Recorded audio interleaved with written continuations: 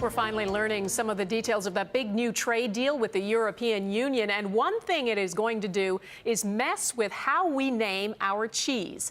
As Shirlee Engel reports, you may soon be buying faux Feta from your local grocery store. In Ottawa's bustling Byward Market, there's not one, but two international cheese shops on a single street. And picky palates know a fake when they see one. Would you buy imitation Feta? No, I wouldn't. I don't buy imitation vanilla. Why would I buy imitation Feta? Which is precisely what has dairy farmers of Canada so cheesed off. Buried in the details of the EU free trade agreement tabled by the Prime Minister yesterday, new rules about the names of 179 products, including several popular cheeses. They won't affect the ability of current producers to continue to use names like Asiago in Canada.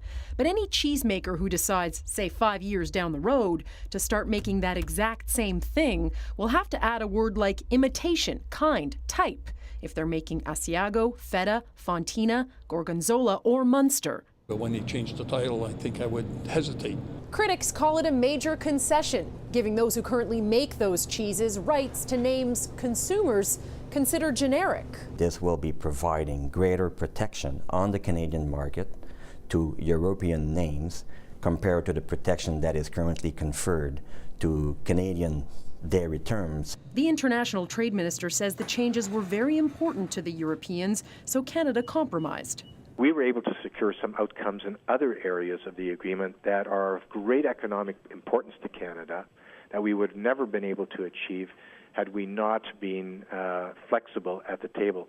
Not every cheesemaker sees this as a bad thing. We called it Lancaster because it is a Gouda style. Margaret Peters makes artisan-style cheeses. They may taste similar to European favorites, but they have uniquely Canadian names. Maybe companies will pay closer attention to naming their cheeses so that we do have more regional and national identity on them. In other words, don't expect any fake Feta from here. Shirlee Engel, Global News, Ottawa.